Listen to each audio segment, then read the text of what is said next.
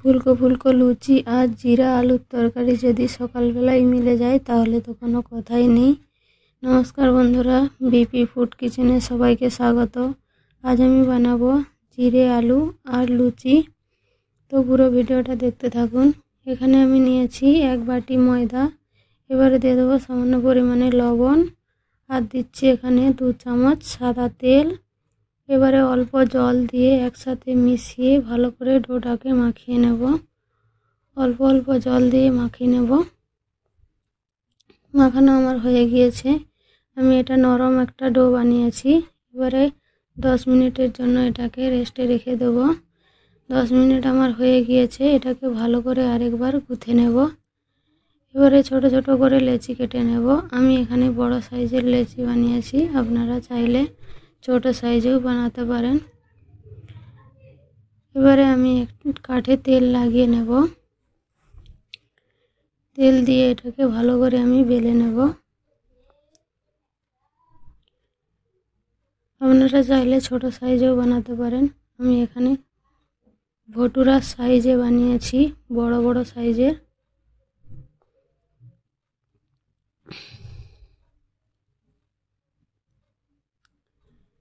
একটা আমার বেলা হয়ে গিয়েছে, আরেকটা বেলে দেখাচ্ছি।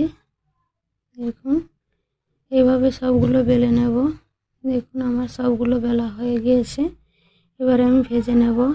এখানে কড়াই বসিয়ে তেলটাকে মিডিয়াম হিটে গরম করে নিয়েছি। গ্যাসের ফ্লেমটা মিডিয়ামে রেখেছি। এবারে লুচিটা দিয়ে দেব। দেখুন, লুচিটা দিয়ে একটু তেলের মধ্যে এইভাবে ডুবিয়ে রাখতে হবে, তাহলে কিন্তু লুচিটা ভালো করে ফুলবে। একটু ফুলে উঠলে এভাবে তেলের ছিটা দিয়ে দিলে কিন্তু খুব তাড়াতাড়ি এটা ফুলে যায়। কত সুন্দর হয়ে ফুলেছে দেখুন।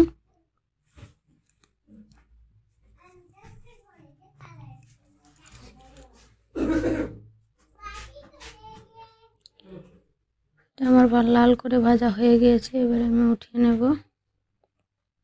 এইভাবেই সবগুলো ভেজে নেব।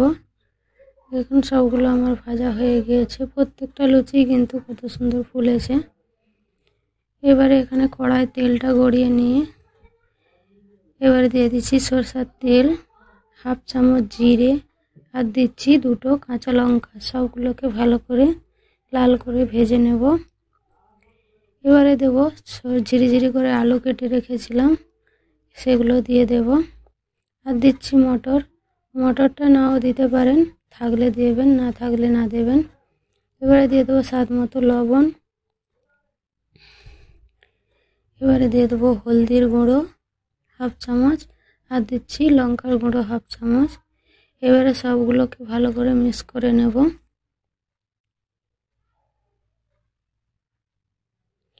এবারে সামান্য পরিমাণে অল্প জল দিয়ে এটাকে ঢেকে দেব 5-7 মিনিট মতো, যাতে আলুটা ভালো করে সিদ্ধ হয়ে যায়। এই সবজিটা কিন্তু খুব ঝটপট রান্না হয়ে যাবে। আপনারা বাড়িতে অবশ্যই একবার বানিয়ে খাবেন।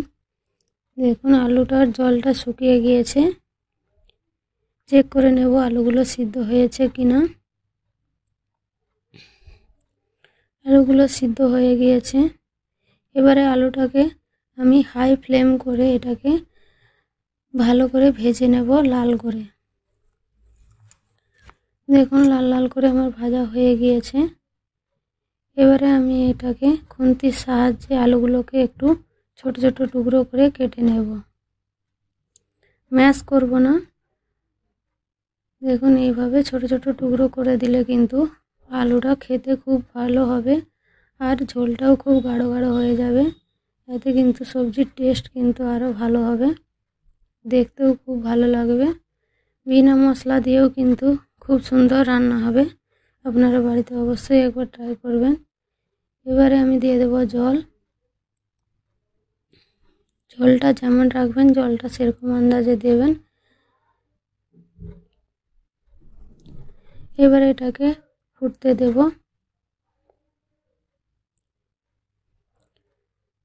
দেখুন ফুটতে শুরু হয়ে গিয়েছে।